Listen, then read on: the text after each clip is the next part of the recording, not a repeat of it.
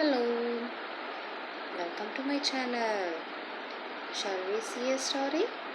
The story name is Umbrio the Umbrella Bird, and the characters are Umbro and a buck.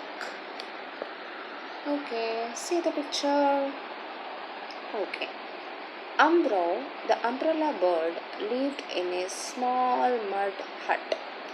One day, Umbro was sitting under a big tree.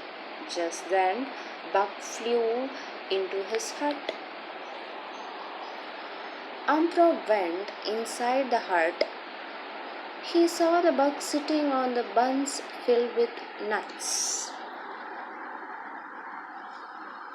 Okay, see this? Okay, next picture is this. Umbro got angry. He ran to catch the bug.